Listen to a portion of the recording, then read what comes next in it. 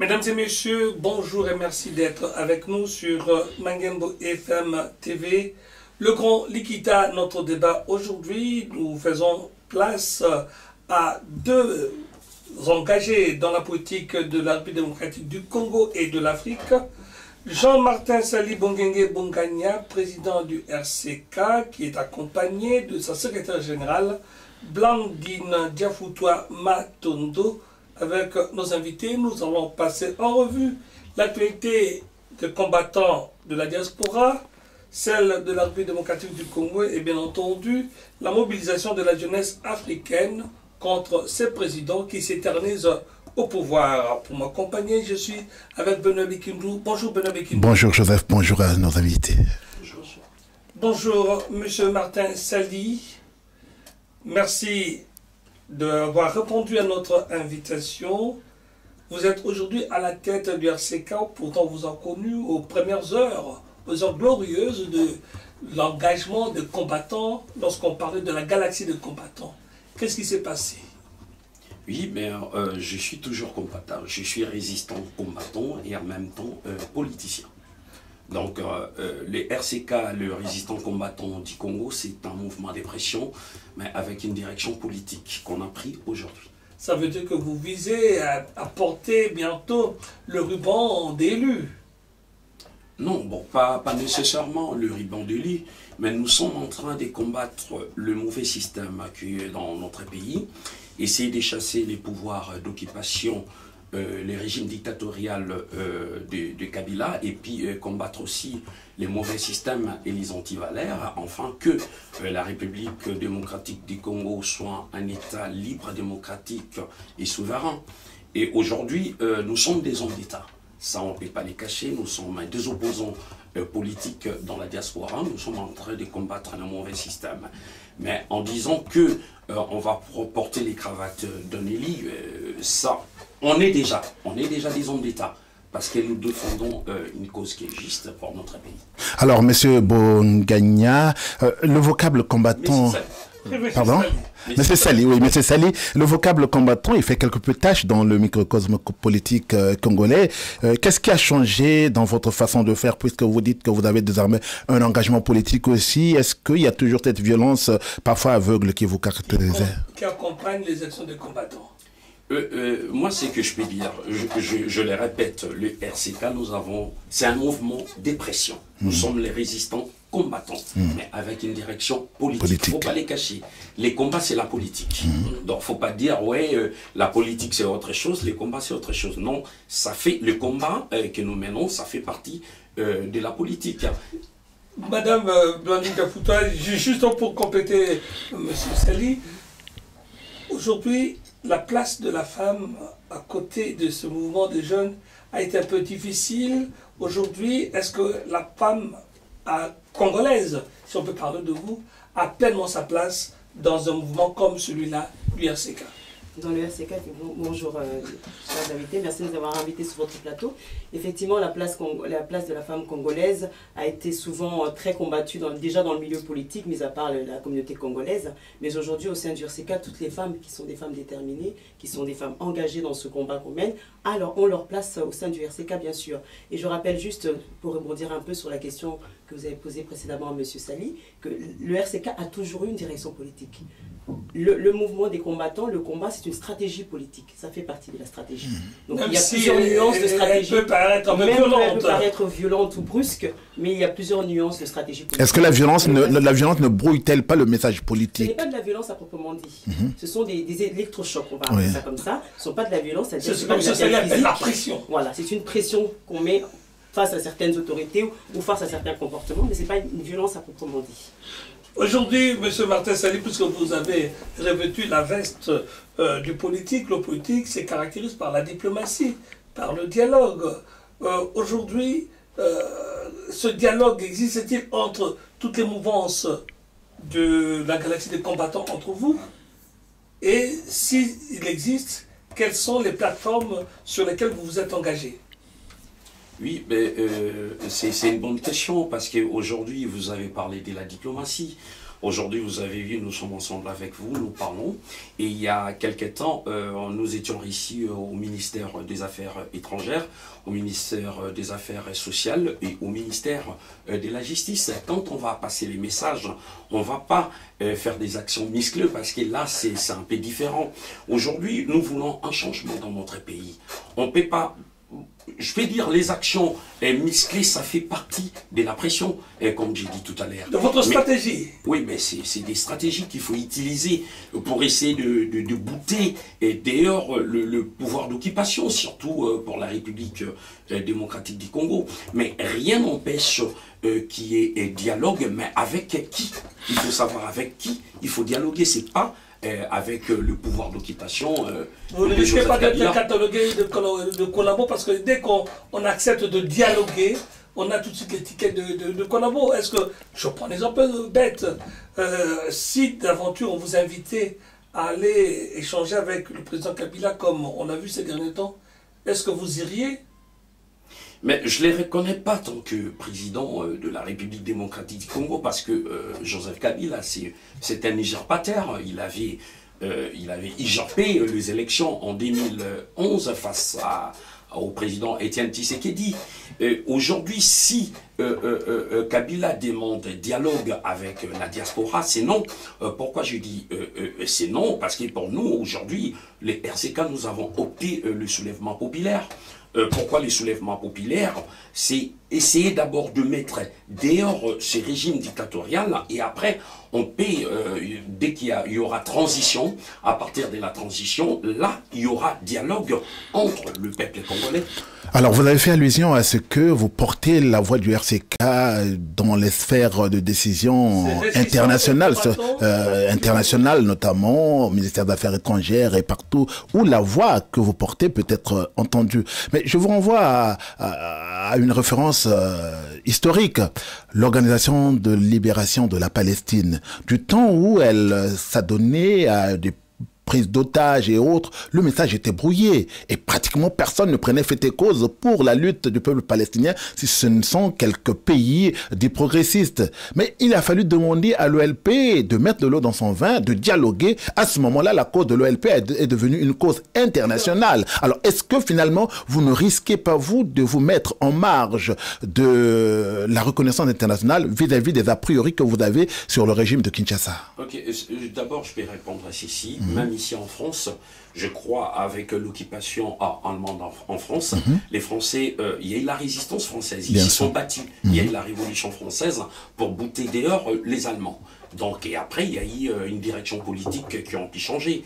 Aujourd'hui, rien n'empêche, on a vu l'exemple aussi des Burkina Faso. Il y a eu les soulèvements populaires. Aujourd'hui, il y a un civil qui fait la transition, qui est président de la transition. Mais il ne faut pas oublier, aujourd'hui, il y a eu pas mal de dialogues au pays. Il y a eu des concertations, il y a eu des dialogues. Rien n'a abouti jusqu'à aujourd'hui. Alors, vous avez fait allusion à Étienne Tshisekedi, dont on aurait usurpé la place qui lui revenait de droit à l'issue des élections de 2011. Est-ce dire que Étienne Tshisekedi, c'est un peu le summum de votre action, c'est lui qui chapeaute cette action, ou bien que vous êtes affidé à l'UDPS d'Étienne Tshisekedi? Peut-être aussi, Madame Diafouto va vous compléter. Le terme combattant, pour compléter Benoît Bikindou, était au départ le terme des militants de l'UDPS. C'est peut-être pour ça que, d'office, on vous met derrière Tshisekedi. Essayez d'éclaircir un peu nos téléspectateurs là-dessus. Oui, avant de donner la parole à Blondine, RCK n'est pas derrière un parti politique, ni derrière un politicien. Nous sommes le résistant combattant congolais. Alors, ce Congo-là, avec K, il renvoie au royaume du Congo ou c'est quoi? C'est pas la RDC quand même? Mais on revient quand même pour ne pas que je puisse trop mélanger. Oui. RCK n'est pas les combattants de l'IDPS, de MLC, ni de n'importe quel parti politique. RCK, nous sommes les résistants et combattants, nous sommes des activistes congolais, nous nous battons pour la libération totale du Congo. Donc on n'est pas de n'importe quel parti politique. Je disais ce Congo avec K. Oui. Géographiquement, il s'étend de l'Angola jusqu'en République du Congo. Ben oui, bien sûr. Si on remonte avant 1884-85... Vous n'allez pas nous faire un retour à l'authenticité à la Mobutu? Mais non, pas seulement Mobutu. Mais les Congos, quand on dit les Congos avec un K, c'est avant même la naissance de Mobutu. Mobutu est né en 1900. Et les royaumes Congo, c'était avant, parce que les Congos, à l'époque, c'était dirigé par... c'était des empires, c'était des royaumes. Et c'est pour ça qu'on dit toujours recours à l'authenticité. Et à ne pas oublier, les royaumes Congo, il y avait, c'était les Congo-Brazzaville, les Congo-Kinshasa, l'Angola, une partie des Centrafrique, les Gabon. Donc on ne peut pas dire recours à l'authenticité des Mobutu. Mobutu, c'est un Congolais comme tous les autres, comme nous aussi. Alors, votre action politique... Peut-être que madame... Oui, madame... La réponse. Moi, je vais réagir sur le cas du Congo. Effectivement, c'est le cas de la puissance, c'est le cas de l'unité. Parce qu'aujourd'hui, nous, dans le RCK, ce qu'on prône, c'est l'unité congolais d'abord, et ensuite l'unité africaine. Puisque, effectivement, vous avez parlé tout à l'heure du Mossad. Le Mossad a eu des actions très violentes. L'OLP plutôt. Parce que le Mossad, c'est le service de renseignement israélien. Je mets en parallèle, parce qu'effectivement, c'était les deux partis qui s'opposaient très violemment. Donc, effectivement, ces partis-là ont eu des actions très très violentes, qui ne sont pas comparables aux nôtres. Donc, il ne faut pas faire l'amalgame. Leur message est débrouillé parce que ça avait d'autres caractères. Nous, notre message est très clair. Si on a effectivement eu à faire quelques actions dites violentes, c'est tout simplement pour réveiller la conscience congolaise tout d'abord, et également interpeller les institutions internationales. Et là, je pense que chose est déjà faite. On passe effectivement à une autre étape. Concernant le cas du Congo, effectivement, le RCK s'entend reprendre les valeurs. Mon président Martin Sali tout à l'heure a dit, on combat les anti-valeurs. Donc le cas entend reprendre les valeurs de l'unité, les valeurs de la communauté, les valeurs, le respect des personnes, le respect de l'humain. C'est dans ce sens-là que le RCK, le cas donc du Congo, c'est clair. Est-ce que c'est vis-à-vis de cette défense des valeurs du Congo, là, maintenant, c'est plus Congo, c'est Congo. Est-ce que c'est eu égard à cette défense des valeurs que vous avez décrété une espèce de fatwa vis-à-vis de certains musiciens au concert en Occident? Et bien, juste pour compléter en même temps avec Benoît, parce que nous allons passer au deuxième sujet. D'accord. On vous voit aussi, à chacune de vos manifestations, c'est pas que le drapeau du Congo-Kinshasa qu'on voit, mais aussi le drapeau du Congo-Brazzaville. Expliquez-nous cette rencontre, ce que ça cache, cette démarche aujourd'hui. Elle ne cache rien du tout, elle montre tout simplement qu'aujourd'hui les Africains doivent se battre main dans la main. Qu'aujourd'hui l'Afrique a été suffisamment divisée par une politique, on va dire, occidentale. Et aujourd'hui, il faut que cette unité africaine, c'est pour ça que je vous parle du Congo, qui renvoie effectivement à plusieurs pays, pas seulement à la République démocratique du Congo. Donc c'est pour montrer effectivement que tous les pays africains ont pris la conscience qu'ils doivent être maîtres de leurs actions et maîtres de leur destinée. Alors parlons de cette fatwa des musiciens. En quoi générait-elle? Il y a les Mauritaniens, il y a les Ivoiriens, il y a plusieurs drapeaux que vous voyez dans nos manifestations qui se joignent à nous parce que ce sont les pays qui constituent aussi le collectif Afrique Somalie. Alors en quoi les musiciens peuvent-ils interférer sur le message de libération ou le message combattant que vous professez? Vous ne voulez pas qu'ils viennent brouiller votre message? À ne pas oublier, les musiciens, ce sont de leaders d'opinion. Ils sont là pour véhiculer les messages, conscientiser la population, le peuple. Ils doivent apporter l'éveil patriotique au sein de la communauté.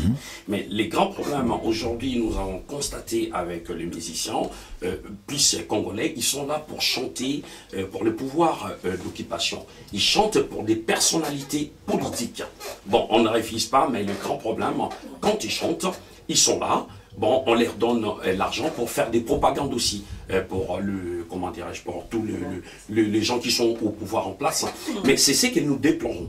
Aujourd'hui, on a vu, il y a Alpha Blondy, il y a autant Myriam Makeba, il y en a autant des musiciens, voilà, il y en a autant des musiciens, Youssou N'Dour, il y a des musiciens comme ça qui chantent aussi pour leur peuple. Mais aujourd'hui, j'accuse pas tous les musiciens, il y a quand même aussi des musiciens congolais qui chantent ou qui ont chanté aussi pour l'éveil patriotique. Mais il y en a un, c'est un Congolais, il a chanté « Que demande le peuple Lazo Senganini ». Oisé quoi, Félix Oisé quoi, mais il n'est pas exempté de... Donc ça veut dire que plus de concerts du tout, c'est tout le monde dans le même sac. Bon, aujourd'hui, je crois, je pense, et comme on avait dit, c'est une loi qui est tombée, c'est la loi de la résistance. Bon, pas fatwa, vous savez, Sulpice, dans le cadre musulman. Bon, c'est une loi de la résistance congolaise qui est tombée. Il n'y aura pas de concert jusqu'à la libération totale du Congo. Vous dites une loi, mais vous n'avez pas de parlement. Comment vous voulez voter vos lois? Mais on n'a pas de parlement, parce que aujourd'hui, et c'est grâce à la résistance combattante, on met la pression au pouvoir d'occupation. Non, parlons de parlement, je voudrais dire comment êtes-vous structuré, disons. Mais au niveau de la structure, oui, bien sûr, nous sommes... Les plateformes, aujourd'hui, quelles sont les plateformes qui vous réunissent, vous combattants, aujourd'hui, pour que on comprenne un peu, vous parlez de... il y a un engagement africain. Expliquez-nous un peu qu'est-ce qu'il y a, à quoi est affilié aujourd'hui RCK. Alors, le RCK, effectivement, est en lui-même déjà une plateforme, puisqu'il regroupe tous les résistants combattants du Congo. C'est-à-dire, tout parti, toute tendance confondue. Il peut y avoir des combattants de l'UPS, il peut y avoir des combattants de MLC, il peut y avoir des combattants de la PARECO. Et effectivement, ça regroupe, et puis, tous ceux qui ne sont sans étiquette, aucune étiquette politique. Donc, aujourd'hui, au niveau du RCK en lui-même, qui est une plateforme, on a aussi une plateforme congolaise qui regroupe effectivement des membres de JCK, qui regroupe des membres de Force du Congo, qui regroupe des membres de MLC, de UDPS. Et en dehors de ça, à côté, on a effectivement cette plateforme panafricaine qui regroupe plusieurs pays, comme j'ai cité précédemment, le Cameroun, la Côte d'Ivoire, le Congo-Brazzaville, dont d'ailleurs hier nous étions à un sitting devant l'Elysée contre l'arrivée de M. Sassou Nguesso. Et donc nous avons en affiliation beaucoup de pays. Quel est le dénominateur commun de toutes ces associations? Le dénominateur commun, c'est de chasser tous les dictateurs en place, de sauver les peuples africains dans chacun des pays respectifs et de mettre un état de droit. Puisqu'aujourd'hui, aucun de ces pays africains est un état de droit et le peuple n'est pas souverain. Merci. C'est le point commun à toutes ces structures pour qu'on puisse former ce collectif. Deuxième partie de ce débat, nous allons partir au Congo-Kinshasa, un pays qui vous est cher, avec justement les premiers éléments que vous avez relevés. En début d'année, il s'est passé quelque chose au Congo-Kinshasa, les jeunes ont manifesté et ont en tout cas voulu envoyer un message. C'était quelque chose qu'on n'attendait pas, mais c'est aussi un signal d'espoir que vous avez toujours évoqué le soulèvement. Est-ce qu'un soulèvement est possible au Congo aujourd'hui, après ce qui s'est passé en janvier? Et qu'est-ce que quelle est votre contribution? Et peut-être pour compléter, ces jeunes, ils ont manifesté, ils ont vainement attendu la cavalerie qui n'est jamais arrivée. Et quelle répression! Oui, monsieur Sali. C'était une réussite totale, c'était entre le 19 et le 23 janvier, 2015, c'était le début du soulèvement parce que le peuple en avait marre, parce que, comment dirais-je, le gouvernement de Kabila, il voulait imposer une loi électorale. Ouais. Et le peuple a dit non. Mais moi je crois que ce n'est pas vraiment ça que le peuple a besoin. Nous, les peuples congolais, nous demandons le départ immédiat de Kabila. Pourquoi?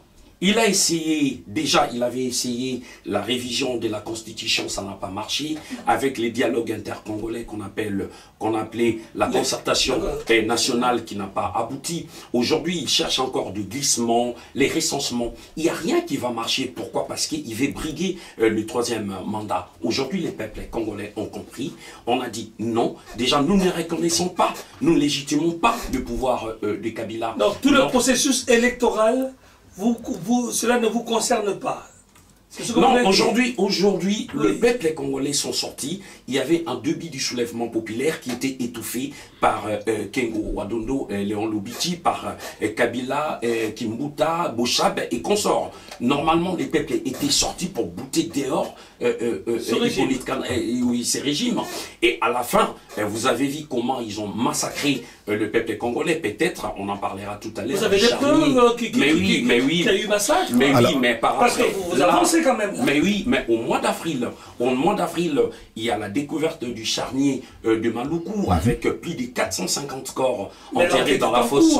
Mais non, rien n'est dit que c'est lié à ces manifestations. Mais bien sûr, peut-être le 450 corps qui étaient découverts à Maluku, c'est moins que ça, parce que sur l'ensemble de la ville de Kinshasa, il y a eu des fosses communes un peu partout, à Kinkole, à Kimwinta, un peu partout. Et maintenant, sur l'ensemble de la République démocratique du Congo, combien de Congolais ils ont enterrés et combien ils ont jeté dans des rivières un peu partout. Nous sommes là pour défendre le peuple congolais. Nous ne pouvons pas accepter qu'un pouvoir, le pouvoir sanguinaire, c'est ce qu'on a fait. Et on a essayé déjà de commencer avec l'ambassadeur, il est cas de l'ambassadeur de Kabila. On est parti dans notre ambassade, parce que c'est notre maison. On est parti pour revendiquer, pour dire à Ileka comment se fait-il que le peuple congolais sont massacrés, ils sont enterrés, alors que Évariste Bouchab, Kimbuta, ils ont fait des déclarations avant l'exhumation. Ils ont dit c'était de Fouettis, de morts-nés, des petits-enfants, c'était des indigents. Mais aujourd'hui, nous, le peuple congolais, nous sommes des indigents. Les personnes qu'ils ont massacrées, qu'ils ont enterrées, c'est les peuples congolais. Nous ne pouvons pas accepter qu'il y ait continuité des massacres. Si je remonte encore, il y a 2 ans, ils ont massacré des Koulouna. Et tous ces Koulouna qu'ils ont massacrés, c'est le peuple congolais. Nous ne pouvons pas accepter qu'il y ait autant de morts. Nous comptabilisons aujourd'hui plus de 12 millions de morts des Congolais. Et Kabila, il cherche à exterminer le peuple congolais. Aujourd'hui, j'ai dit, le Congo n'est pas un abattoir humain.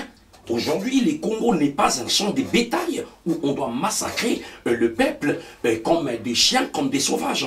Aujourd'hui, le peuple congolais, ils sont sortis pour les soulèvements populaires et je vous promets, si Kabila persiste, si le gouvernement de Kabila continue à persister, à faire ou à rester encore plus longtemps au pouvoir, il y aura un plus grand soulèvement populaire qui les mettra dehors. Alors parlons de soulèvement, ce peuple il s'est soulevé. Je parlais tout à l'heure de cavalerie. D'aucuns pensaient que les combattants que vous êtes, que vous aviez des réseaux dans Kinshasa qui pouvaient profiter d'une petite mèche allumée quelque part pour finalement renverser la situation. Eh bien, ces gens-là, ils sont allés dans la rue, croyant peut-être qu'il y aurait une action pour récupérer celle de cette jeunesse, les mains nues. Malheureusement, il n'y en a pas eu. En face, il n'y avait pas de riposte, sinon quelques jeunes avec des cailloux, mais qui ne pouvaient pas faire grand feu vis-à-vis des gens qui étaient... Alors finalement, est-ce que vos relais dans Kinshasa ont-ils été des pétards mouillés ou bien qu'il n'y en avait pratiquement pas? Ben, à ne pas oublier, on était en relais, on était en communication avant le début du soulèvement populaire du 19 avril, du 19 plutôt janvier au 23. À ne pas oublier, il y a le collectif ou la plateforme Sauvons la RDC, on était en contact en permanence avec eux. Et quand les soulèvements s'est fait, il y en a d'autres qui se sont cachés. Vous savez sur l'ensemble de comment ça se passe. Nous devons avoir à l'époque le soutien de la police nationale et l'armée. Bon, malheureusement, vous savez... Vous espériez qu'ils allaient passer du côté du peuple. Mais le problème, c'est les ventripotents. Vous savez, tous qui sont dans les gouvernements, les policiers, les militaires, les officiers, les sous-officiers, avec l'argent qu'ils ont eu, ils sont à côté de Kabila. Mais il n'y a pas que le policier ou les militaires congolais, mais il y a eu aussi l'Occident qui avait la même mise derrière. Si vous avez... Parce que si vous envoyez les jeunes aller créer l'incident pour que vous en profitez pour renverser Joseph Kabila et que finalement ces jeunes ont eu l'impression d'être envoyés à l'abattoir sans pour autant que les secours ou les renforts attendus, les soutiens attendus ne viennent pas, c'est un peu criminel de votre part aussi. Mais non, mais l'article 63 et 64 de la Constitution de la République démocratique du Congo demande au peuple, c'est écrit, demande au peuple de défendre et d'intervenir quand il y a une personne qui prend le pouvoir par la force ou qui l'exerce par violation, le peuple a droit d'intervenir. Donc pour vous, c'est cette action, le peuple a fait ce qu'il devait faire, mais vous n'avez pas fait ce que vous aurez dû faire pour l'accompagner. Madame Diafoutoua, quelle a été la part des combattants dans ces 3-4 jours 3 jours, c'était suffisant pour finalement renverser les choses. Est-ce que vous avez fait quelque chose? Quelle a été? Je pense que c'est un peu trop facile pour vous, journalistes, aujourd'hui, d'incriminer les combattants pour les événements qui se sont passés en... Non, nous n'incriminons pas, mais nous relevons que... Vous avez utilisé tout à l'heure le terme de criminel. Non, je dis, est-ce que ce n'est pas criminel, c'est d'aventure? Nous n'avons pas envoyé la population à l'abattoir se faire massacrer. Nous avons suscité l'éveil patriotique à travers cet article 63-64 de la Constitution congolaise. Donc ce n'était pas un envoi pour aller se faire massacrer. Maintenant, effectivement, nous avons des réseaux au sein de la République démocratique du Congo. Nous avons travaillé, comme on vient de dire précédemment, avec Sauvons le Congo, qui est une plateforme ouverte, mais nous avons aussi des plateformes plus en sous-bassement qui travaillent effectivement à susciter la population, à leur prendre conscience du mal qu'ils ont à rester passifs. Donc c'est l'action que nous avons suscitée au sein du peuple congolais. Mais de là à dire qu'effectivement nous, qui ici, avec nos petits moyens, avec pas un appui international comme on voudrait le croire, dire qu'on a envoyé des gens volontairement à l'abattoir, ça je suis pas d'accord. Quand on voit M. Kabila à la tête du pays depuis plus de 15 ans, avec autant de millions de morts, qui envoie la population à l'abattoir? Nous ne renvoyons pas la balle, s'il vous plaît. Alors, vous voulez dire que le sang des patriotes se nourrit, l'arbre de la démocratie se nourrit du sang des patriotes? Non, je ne dis pas ça. Excuse-moi, M. Sali, de pouvoir répondre à la question. Je ne dis pas cela, mais je le dis que dans toute révolution, et ici même en France, il y a eu cette révolution, il y a le prix du sang qui passe. Mais il faut que le prix du sang, effectivement, ait une récompense. Il faut qu'il serve à quelque chose, il faut qu'il puisse germer. Aujourd'hui, les 12 millions de morts qui sont morts au Congo, pour toi, Benoît Bekedou, merci pour votre duel. Mais ah non, un échange. Monsieur Jean-Martin Sali, je rappelle, vous êtes le président du RCK. Est-ce que justement votre combat n'est pas en train d'être aussi, d'une part, infiltré ou d'être aussi débordé? Parce qu'on n'imaginait pas que des mouvements comme le Philibi sur place puissent se mettre en branle, même si on nous apprend... Je pensais que vous auriez dit, Joseph Pololo, que quelques combattants ou se revendiquant comme tels ont fait le déplacement de Kinshasa pour prendre langue avec Joseph Kabila. Est-ce que vous les avez sanctionnés? Je voulais peut-être dire que, est-ce qu'aujourd'hui vous n'avez pas l'impression aussi d'être débordé sur les côtés ou d'être récupéré aussi? Parce que quand on voit le CV des Philibi, c'est quand même pas... des petits anges, c'est quand même des enfants, des anciens politiciens qui avaient travaillé avec Mobutu. Et est-ce que vous n'avez pas l'impression justement que c'est votre combat qui est en train d'être aussi débordé par sa gauche ou par sa droite? Mais débordé ou récupéré, je dis non, mais RCK est là. Les résistants combattants sont là. Il n'y a pas que seulement nous, parce qu'il y a plusieurs plateformes, il y a plusieurs associations ou collectifs qui travaillent, qui se battent jour et nuit. Mais quand vous voyez Philippe qui arrive aujourd'hui, en une année, ils ont les pages de Jeune Afrique et tout le monde. J'arrive, nous les avons reçus. Et nous avons reçu pas seulement Philippe, il y avait Ballet National, Ballet Citoyen et Yanamar. Ils étaient venus dans les locales du RCK. Nous les avons reçus avec le collectif L'Afrique se mobilise pour sa souveraineté. Ils sont venus, il y a eu des pourparlers entre nous. Mais aujourd'hui, moi je crois, c'est que je peux vous dire... Il faut mutualiser les forces, il faut mutualiser les... Si vous dites Filimbi à Kinshasa parce que aujourd'hui, nous sommes sortis de nulle part, RCK. On ne dit pas nos parents étaient des gouvernants. Vous n'êtes pas des référents. Ça, on n'a pas besoin. C'est fini de ces histoires-là. La référence, c'est le Congo. Comme on dit, nous sommes des Congolais, nous nous battons. Vous êtes en train d'inscrire votre nom dans ce combat. Ben oui, parce que nous sommes là aujourd'hui. Mais ce que je peux dire, vous avez dit, il y a des personnes qui vont... qui sont allées dernièrement à Kinshasa, qui se revendiquent de combattants. Ça ne concerne que ces personnes qui sont partis. Ça ne concerne pas RCK, ça ne concerne pas la diaspora congolaise. Aujourd'hui, chacun est libre de faire ce qu'il veut. Il y a la démocratie. Aujourd'hui, nous sommes là. L'autre, il peut dire, bon, moi, je vais faire ça, mais il va les faire. Est-ce qu'il peut revenir? Mais il faut comprendre. Je dis, nous sommes dans la démocratie. S'il revient, vous l'acceptez quand même? Non, on n'est pas pareil. Ceux qui acceptent d'aller dialoguer et qui reviennent pour vous dire, voilà, je suis parti, mais je viens vous faire le point. est-ce que vous acceptez ou pour vous c'est tout de suite? Non, pas tout de suite, nous n'avons pas les mêmes combats. Faut pas oublier, il n'y a pas le même combat. Parce que nous nous battons pour bouter dehors Hippolyte Kanambe et son pouvoir d'occupation. Mais s'il y a des personnes, on les appelle les accompagnateurs du pouvoir d'occupation, s'ils vont collaborer ou ils veulent travailler avec Kabila, c'est leur droit. Mais moi, je ne peux pas. Admettons, aujourd'hui, on met Martin Sali qui descend à l'aéroport d'Indjili. Martin Sali est resté à Kinshasa pendant 3 jours auprès du gouvernement de Kabila. Il faut savoir la suite. Il y a des combattants ou il y a des patriotes ou des activistes qui peuvent mettre pied et il y en a qui ne peuvent pas y aller. En tout cas, il y a certains qui y vont et qui reviennent. Parlons justement de cette mobilisation de la jeunesse africaine. Une jeunesse qu'on dit plutôt aigrie parce qu'elle attend depuis trop longtemps d'accéder au pouvoir et qui aujourd'hui veut, en tout cas, à y arriver d'une façon ou d'une autre, sauf que, et vous le savez, dans beaucoup de cas, si on prend le cas du Burundi, qui nous sert d'exemple, il y a eu des gens qui se sont levés pour faire partie de Nkurunziza, mais on a vu que les États-Unis et l'Europe ont dit on n'accepte pas le changement par le coup d'État. Alors qu'est-ce qui vous reste comme arme? Parce que ceux-là, s'ils disent non, et vous avez vu avec le Burundi, il y a un échange, M. Martin Sali. Madame Blandine. Donc pour reprendre le cas du Burkina Faso, oui, pays avec lequel on travaille également sur la plateforme africaine, moi je pense que les enjeux ne sont pas les mêmes, c'est pas comparable. La République démocratique du Congo, qu'on se le dise bien, c'est un pays énorme, qui régit beaucoup d'enjeux justement de tous les autres pays. Géopolitique, économique. C'est un socle.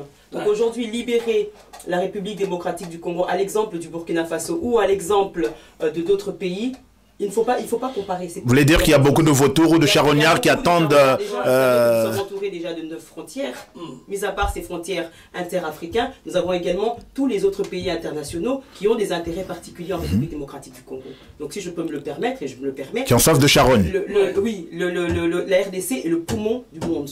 Aujourd'hui, toutes les avancées technologiques se basent sur les minerais. Vous craignez qu'une action ne conduise à la disparition de ce pays? C'est le but. La balkanisation, quand on parle morcellement. de balkanisation, c'est quoi? Le morcellement du pays, le nord Kivu, l'est Kivu.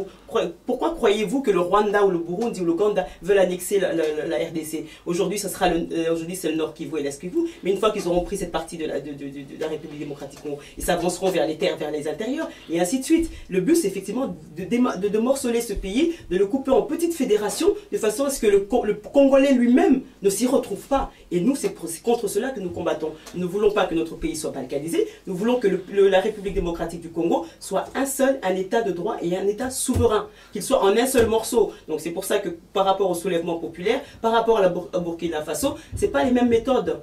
On peut prendre chacune de ces méthodes et les assembler, les mutualiser, comme vous avez parlé tout à l'heure, des partis, des mouvements résistants qu'il y a ou des mouvements politiques. On fait une mutualisation de tous les efforts. Et effectivement, il faudra l'effort de beaucoup de peuples de Congolais pour que cette finalité arrive enfin à la libération totale du Congo. Monsieur Martin Sali, ça veut dire qu'il faut quand même vous rapprocher des opposants qui sont sur le terrain, même si vous ne partagez pas leur démarche, mais il faut quand même qu'il y ait un rapprochement avec eux. Mais nous avons travaillé avec Sauverons. La RDC, c'est un mouvement, c'est effectivement un mouvement, mais qui est à la base, qui regroupe plusieurs partis politiques. Donc nous nous sommes rapprochés, c'est pas d'aujourd'hui.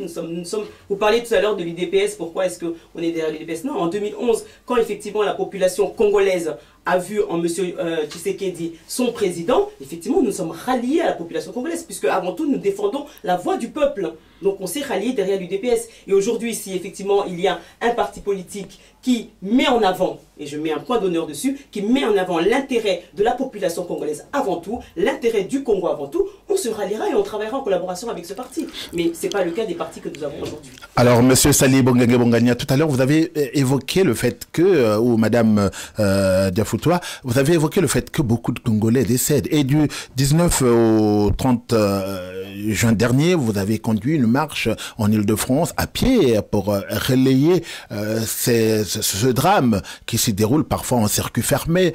Est-ce que vous avez été entendu? Alors la réponse sera oui. on a été entendu parce que le but de cette marche a été de sensibiliser la population congolaise, on va dire française, mais la population occidentale, parce que dans la population française, il y a toute origine.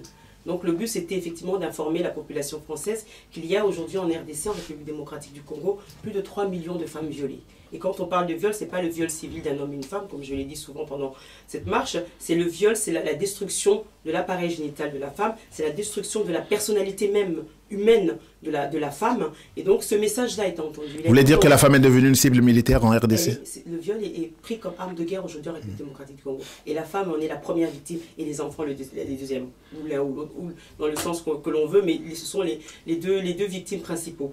Donc aujourd'hui, ce message a été entendu. Pourquoi? Parce qu'on a marché plus de 40 villes, dans plus de 40 villes, et à chaque fois, les oreilles étaient là. La population est attentive. Après notre passage ou durant notre passage, on nous interpellait, on nous demandait, mais c'est vrai, est-ce que ces photos ne sont pas des trucages? Est-ce que c'est vraiment ce qui se passe? C'est où la République démocratique du Congo? Mais comment est-ce qu'on parle de 3 millions? Comment on en est arrivé à ce chiffre? Les gens posaient les questions qui effectivement nous ont fait ressentir que la démarche qu'on a faite était une bonne démarche. On a essayé au départ de ce mouvement des combattants d'interpeller les opinions internationales, et ça, les courriers, les relations diplomatiques ont été faites en premier lieu, mais on s'est rendu très vite compte, et surtout au niveau de la presse, que le message ne passait pas. La population française ou internationale ignore le vrai problème de la République démocratique du Congo. Et en faisant ce porte-à-porte ambulant, on l'a exposé aux yeux. Maintenant, l'échelon supérieur, on va dire les dirigeants de la France, ne peuvent plus passer outre, parce que leur population est maître en matière de pouvoir, et elle est au courant de ce problème-là. Mais je devais rajouter, normalement, la marche historique du 12 jours à pied en Île-de-France du 19 au 30 juin, oui. Normalement, on avait l'idée de toucher plus les banlieusards et d'aller plus vers les Parisiens. Parce qu'on a fait plusieurs marches à Paris, on reste dans les... On a dit non, on change un peu des circuits, allez dans les banlieues, comme on avait fait la première marche à pied entre Paris et Bruxelles, c'était en 2011, on avait fait la même chose. Et pour nous, c'était plus aller toucher aussi, plus chercher les causes. Parce qu'il y a, vous savez, quand il y a des viols, c'est qu'il y a une cause. La cause, c'est la guerre. Et qui sont à la cause de toutes ces guerres? Ce sont les multinationales. Les multinationales. Quand je parle, voilà, le multinational, admettons, français, américain, allemand, anglais. Ici, il y a Total, il y a Elf, il y a Bouygues, il y a Areva, Bolero et consorts. Et vous savez, tous ces gens, oui, appellent, il y en a pas mal qui vont exploiter illégalement les ressources naturelles en République démocratique du Congo. Et vous savez, quand ils arrivent, ils en bénéficient, parce que quand il y a des guerres, c'est eux qui en bénéficient. Et c'est le peuple qui choisit. Vous voulez dire que cette instabilité-là profite à ces... Mais oui, c'est pour ça, dans le démarche qu'on a fait, la marche qu'on avait fait, on a essayé d'aller interpeller le multinational qui vont exploiter illégalement. On les a dit, écoutez, nous, tant que peuple congolais, nous sommes là, nous vous demandons une chose, exploiter légalement nos ressources naturelles, comme ça il n'y aura pas de massacres, il n'y aura pas de viols en République démocratique du Congo, pas seulement en République démocratique du Congo, et en Afrique et partout dans le monde. C'est pour ça que nous avons vu, je crois, plusieurs personnalités, des autorités, de grands patrons qui sont là en train de piller systématiquement. Et ce sont eux aussi qui ont mis Kabila au pouvoir. C'est eux qui veulent que Kabila reste parce qu'ils regardent les intérêts, parce qu'il y a les intérêts. Donc nous avons passé les messages qui est stop au viol, stop au massacre et stop à la violence faite aux femmes. En tout cas, le Grand Likita s'est dit honoré. Et il y aura une grande conférence, excusez-moi. Oui. Il y aura une grande conférence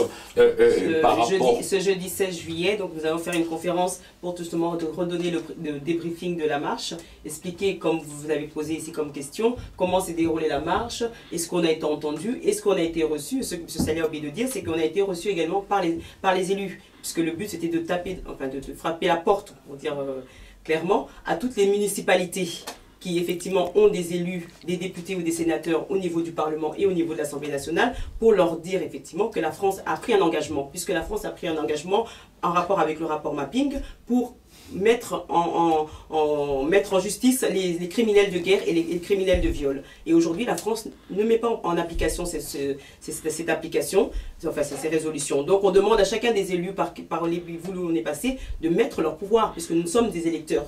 Mais aussi parfois fonction de la législation en vigueur. En Grande-Bretagne, ça fonctionne mieux. Pourquoi vous ne vous êtes pas adressé à la Grande-Bretagne? On sait qu'il y a quelques jours, le chef de renseignement du Rwanda a été arrêté.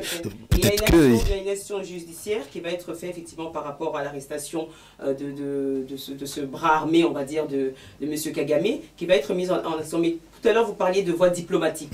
C'est une marche, effectivement, qui a fait du bruit, parce qu'on rentrait avec des sifflets, on rentrait avec des mégaphones, mais le but, c'était une démarche diplomatique pour dire aux élus, nous sommes des électeurs, nous avons un besoin au sein de notre communauté, et ce besoin-là, c'est vous qui pouvez porter cette voix haut. Et c'est dans cette initiative-là qu'on a été reçus par de nombreux élus, qui nous ont d'ailleurs apporté leur soutien pour faire d'autres actions au sein de chacune de ces mairies, pour continuer à sensibiliser la population. Et ça continuera. Alors, j'aimerais rebondir sur un tout petit point. Un tout petit point, oui, Joseph Lolo, j'aimerais rebondir sur un tout petit point. Vous avez dit que vous alliez peut-être intenter une action en justice vis-à-vis du chef des renseignements rwandais qui a été arrêté dernièrement en Grande-Bretagne.